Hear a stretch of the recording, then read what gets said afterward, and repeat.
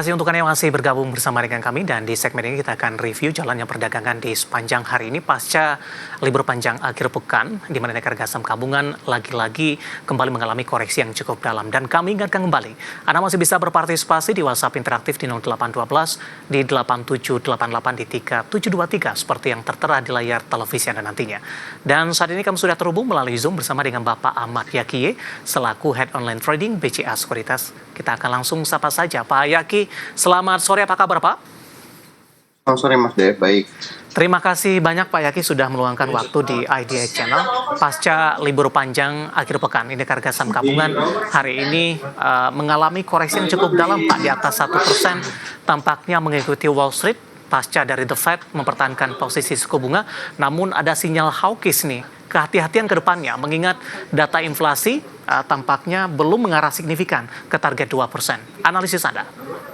Ya benar sih, dan memang kalau dilihat dari pergerakannya ini lebih ke profit taking ya, karena memang kita udah naik cukup banyak di sebelum libur kemarin, dan memang puncaknya semalam ketika The Fed menahan suku bunganya di level yang sama, dan lebih fokus view-nya untuk kedepannya kalau mereka akan lebih terfokus kepada menjaga inflasinya. Jadi memang ini membuat market US juga semalam turun banyak, dan sebelumnya juga kita tahu Nasdaq juga turun banyak karena memang rilis artificial intelligence dari China jauh lebih baik daripada yang udah ada di US, dan dengan harga yang lebih murah ini juga menjadi tekanan untuk sektor teknologinya, dan ini sebenarnya lebih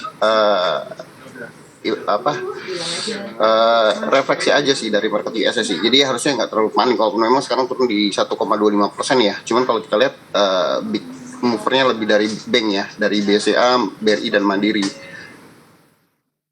Baik, bagaimana arah indeks harga saham gabungan, Pak Yaki? Pekan ini termasuk pekan yang cukup pendek, Pak. Tinggal menyisakan perdagangan besok di Jumat. Di sisi lain, para pelaku pasar ini juga masih menantikan rilis data inflasi PCE Amerika Serikat.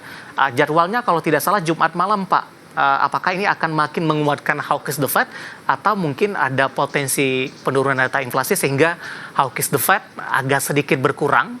Kemudian para investor juga berharap ini juga memberikan angin segar untuk perdagangan ke depannya. Kalau lihat dari kebijakan The Fed semalam harusnya memang lebih hawkish ya. Cuman kan yang dari lokalnya sendiri kita masih tahu bahwa dimulai akhir bulan ini dan dimulai dari minggu lalu juga udah mulai rilis laporan keuangan full year 2024 untuk beberapa emiten big cap ya, BCA dan BNI udah rilis, dan di minggu depan itu ada Mandiri dan BRI untuk big banknya, dan beberapa emiten sudah mulai rilis laporan keuangan. Ini bisa jadi katalis dalam negeri sih, walaupun memang tekanan dari US masih cukup besar dari luar ya, karena kalau kita lihat portfolio sendiri udah lebih dari 3 triliun ya untuk year to date, dengan kemarin di tanggal 24 itu sekitar 800 bio. Jadi memang tekanan foreign outflow masih cukup besar, cuman katalis dalam negeri masih dari rilis laporan keuangan menjadi katalis domestiknya sih untuk nge-boost ISG lagi ya. Dan kalau kita lihat dari pergerakan ISG hari ini juga harusnya masih bisa bertahan ya di area 7021 sampai 7050 untuk buy on support ISG lagi sih. Baik. Hari ini sampai sejauh ini di 7.076 melemah di 1,25% pemirsa. Tadi juga Anda sempat singgung Pak Yaki, lebih kepada aksi profit taking dilakukan ketika indeks harga saham gabungan sudah naik signifikan dalam beberapa waktu terakhir, dan sasarannya adalah tampaknya saham-saham big cap ini Pak. Saya mau ke sisi sektoral terlebih dahulu Pak, sebelum kita ke perbankan big cap. Barang baku hari ini tampaknya mengalami tekanan yang cukup dalam Pak Yaki, tidak hanya Aman, BRMS, Antam juga masing-masing mengalami pelemahan di atas 5%. Bagaimana Anda melihat posisi ini, terutama dari sisi teknikal? Kita ke Aman terlebih dahulu, Pak Yaki. Kalau dari pergerakan Aman sendiri sebenarnya ini sudah cukup murah ya, dan memang Aman sudah mulai break di support bearish-nya ya. Jadi ada potensi untuk Aman besok, ada potensi untuk pelemahan lanjutan ya, untuk uji area support terdekatnya di area 7725 sampai 7725 sampai 7450. Jadi hati-hati karena besok masih ada potensi untuk koreksi. Kalau lihat dari pergerakan hari ini, volume juga masih relatif sama ya, cuman memang beberapa indikator sudah mulai oversold. Mungkin ini yang menarik, cuman lihat dari pergerakan hari ini ada potensi besok harus masih uji area support di area 7725 sampai 7450-an ya. Jadi tekanan jual masih ada potensi sih untuk Aman berlanjut di esok hari sih. Rekomendasinya seperti apa Pak? Lebih buy on rebound ya, atau buy on break di atas di atas 7950 kalau memang aman besok bisa rebound ya di atas 7950 sampai 8000. Tapi kalau aman belum bisa rebound di atas 8000 menurut saya lebih cenderung untuk koreksi lagi ya, untuk lanjutan penurunan testing support di area 7725 sampai 74 7450-an. Dalam 6 bulan terakhir Pak Yaki, aman sempat menyentuh di level 12.200-an Pak. Namun beberapa bulan terakhir termasuk di awal tahun 2025, aman lebih cenderung melemah ini. Dari sisi pola seperti apa dengan sudah koreksi dalam untuk aman? Ya, tren bearish berlanjut ya.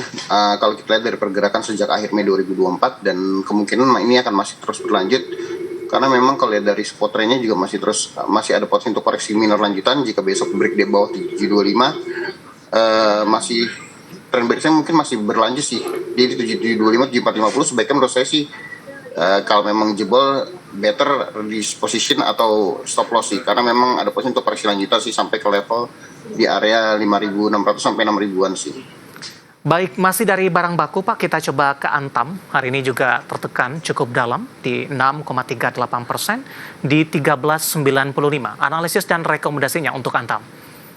Antam besok bisa diperhatikan di area 1385 ya, di area 1380 1385 jika Antam bisa bertahan harusnya potensi untuk reboundnya bagus dengan perform awal itu di atas 1420. Jadi kalau Antam besok bisa rebound di area 1380 dan rebound di atas 1420, potensi Antam untuk bisa kembali ke level 1450 sampai 1490 terdekatnya. Karena memang Antam masih ada gap di atas ya di area 1570 sampai 1585. Rekomendasinya Pak untuk Antam? Bisa spekulatif buy jika bertahan di atas 1380 1385 atau buy on break di atas 1420. Baik, penutupan hari ini untuk Antam di 13.95, melemah di 6,38%, amati 13.85 atau buy on break di 1.420 pemirsa. Dan lagi-lagi keputusan investasi tetap di tangan pemirsa IDX Channel. Itu dari sisi saham Pak, dari sisi sektoral maksud saya. Sementara dari sisi saham, hari ini BBCA tampaknya menjadi pemberat terbesar Pak dari perbankan big cap. Dan kalau tidak salah di intraday hari ini juga sudah menyentuh ke level intraday terendahnya, paling tidak dalam 6 bulan terakhir. Ya, kalau dari pergerakan sebenarnya memang biasanya udah cukup dalam ya penurunannya dari level tertingginya di area 10.900 sampai terendahnya kembali kalau sekarang di level 9175. Cuma masih menarik untuk memantau BCA atau buy on spot BCA selama bertahan di atas 8.950 sampai 9.100. Karena potensi untuk technical reboundnya masih cukup bagus untuk BCA dan kalau kita lihat dari sisi trend memang sudah bearish dengan ditutup di area 9175, cuman area untuk speculative buy masih bisa kalau memang BCA-nya masih kuat bertahan di atas area 8.900 sampai 9.100 sih untuk esok harinya. Baik, arahnya akan kemana Pak? Pasca rilis dari kinerja masih di atas 10% dari posisi kinerjanya, kemudian juga rencana juga akan mengumumkan dividen ini BBCA. Sentimen ini akan mempengaruhi arah kemana nanti untuk harga sahamnya? Ada potensi mengalami penguatan signifikan lagi tidak Pak dalam jangka pendek dan menengah? Ya kalau lihat dari tekanan jualnya dari ASI sebenarnya ada potensi untuk masih berlanjut ya koreksinya ya.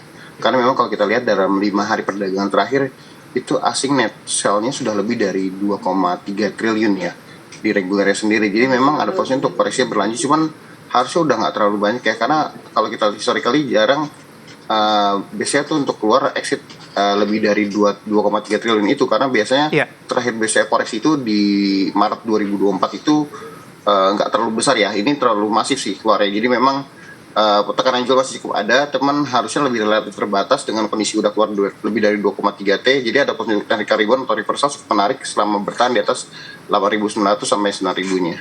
Sentimen dividen memberikan pengaruh tidak nanti Pak? Bisa jadi katalis positif atau jadi sentimen positif, cuman mungkin nggak akan terlalu kuat ya karena bagaimanapun juga banyak investor atau trader kita juga yang agak khawatir dengan dividen trap ya. Jadi mungkin ini bisa jadi dilema sendiri. Cuman kalau lihat dari pergerakan saat ini harusnya ini udah cukup murah sih untuk kita beli BCA untuk investasi jangka panjang ya. Oke, kita bergeser ke BBRI Pak. Hari ini juga ikut menjadi pemberat, melemah di 1,67%. BBRI juga akan merilis kinerja mereka full year di 2024 pada minggu depan. Terkait dengan ekspektasi, seperti apa ekspektasi investor terhadap kinerja BBRI setelah BBNI dan BBCA sudah rilis, Pak Yaki? Ya, kalau dia dari pergerakannya harusnya nggak terlalu optimis ya untuk BRI sendiri ya. Pertumbuhan mungkin masih untuk top line-nya sendiri dan net income-nya mungkin masih di range di bawah 8%-an, mungkin sekitar 5%-an.